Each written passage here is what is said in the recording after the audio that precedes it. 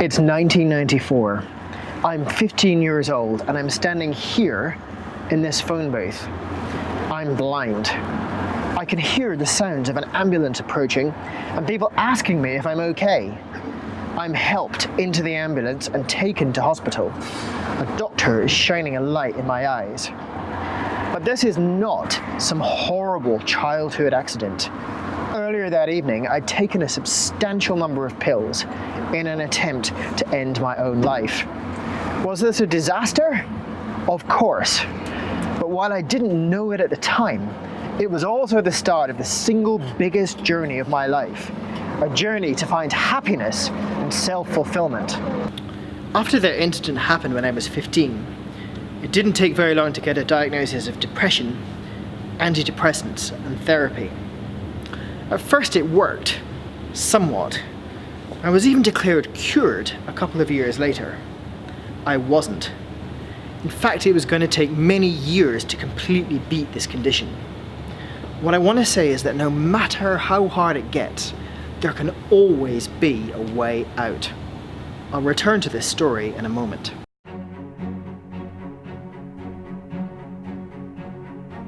When I was 17, I talked a few of my friends into not going into university with me, and we went full-time in business. In my early 20s, we raised finance from Mike Markula, who was the same guy who bankrolled Steve Jobs and Steve Wozniak when they set up Apple.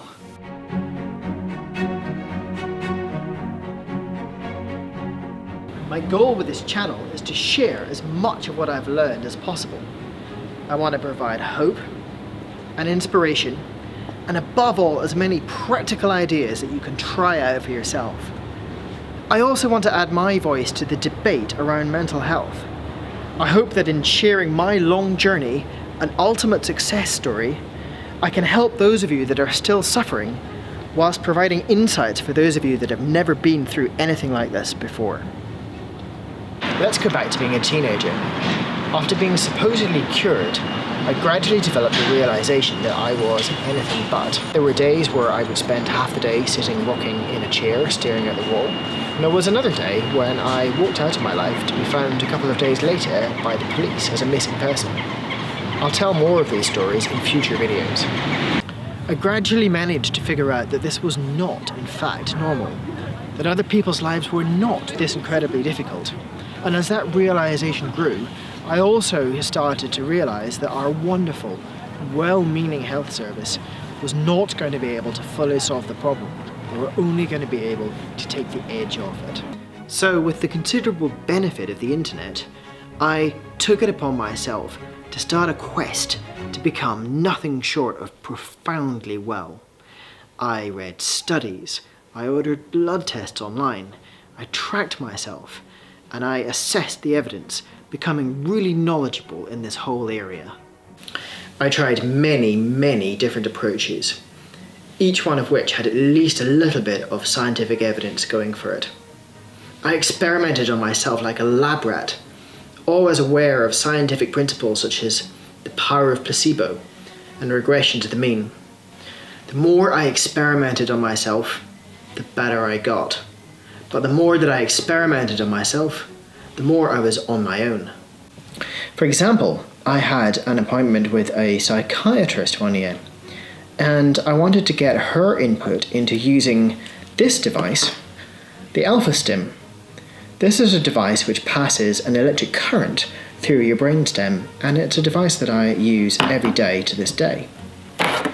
She said that if an individual patient comes up with something that works for them, then they don't put it down, but that doesn't make it evidence-based.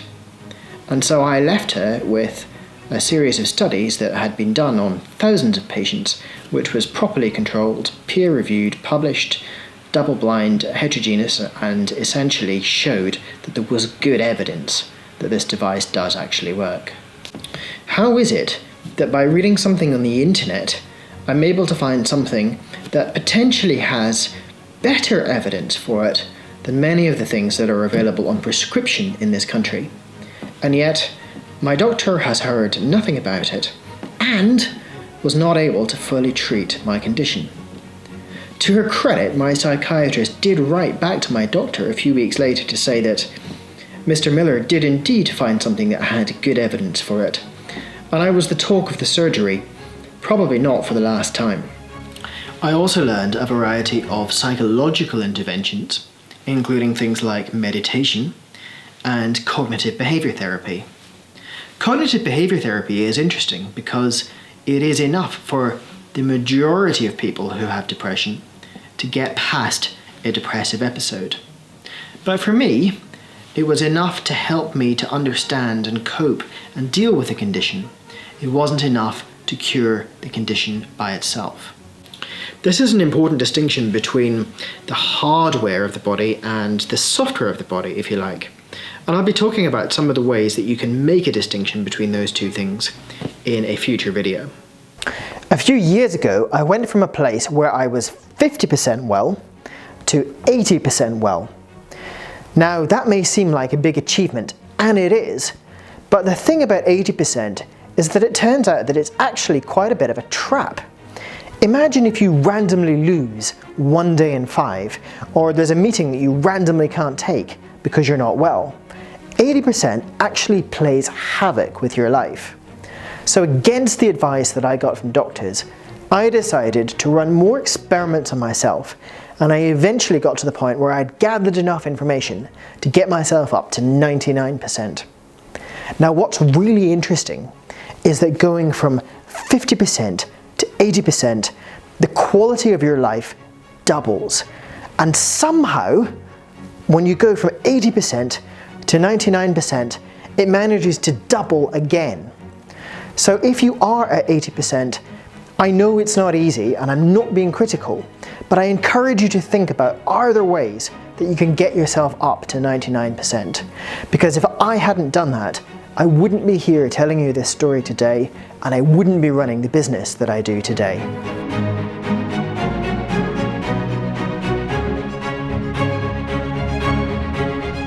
But what people haven't known until now is the sacrifice I really put in. How in the early days, if I was unwell, I spent every waking hour of the day either working on the business or working on myself.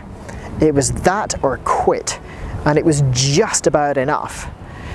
I largely put my life on hold. I did very little in terms of pursuing relationships. I just knuckled down and spent the daytime working in the business and the evenings working on myself. And yet I did not give up. I wanted to run a business. I love running a business and clearly have some aptitude for it. I also felt a tremendous sense of responsibility to all of the people who depended upon our technology for their livelihoods. Yet I also wanted to have a rich and balanced personal life, which I have now. It may sound counterintuitive, but it turned out that for me, running a business was actually one of the most mentally healthy things I could have done. It forces you to look for solutions to problems, to find answers, to leave no stone unturned in a quest to get well. As my realization of the problem grew, I got to the point where I understood that if I wasn't able to solve this problem, I was actually going to have to fire myself. By 2010, 15 years after this journey started, I was finally in a good place. Then by 2013, I went from being in a good place to being really reliably stable. I've had 5 golden years where my emotions are my own and where I trust my intuition. My mum recently said to me that she'd never seen me so consistently happy and going around so often with a smile on my face since I was 10 years old. This is all a true story, and it's a story that I've never told before because I've been afraid of what people might think.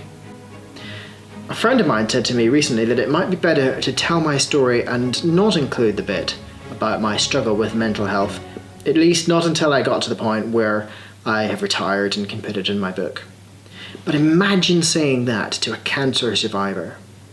Don't tell your story about recovering from cancer because it might change some people's opinions of you. The very fact that we can say that tells me that I have to tell this story in full. I also think that my approach to tackling this condition is perhaps a little unique. It's certainly different to any other approach that I've seen before. Now, what I'm going to outline in some of the upcoming videos is a fairly flexible approach, and I've been very successful helping quite a number of people around me with that approach. That said, I know that this is a complex condition, and I know that one size doesn't necessarily fit all. It's my hope in sharing these stories and sharing all my experiments that I'm able to help at least some of you. If anything that I've said in this video today has been interesting, then please do subscribe to my channel. I'd also love to hear your questions, so post those below the video. I'll try and get to as many of those as I can. And if you've got any comments, I'd really like to hear what you have to say around this subject as well. Thanks for listening, and goodbye for now.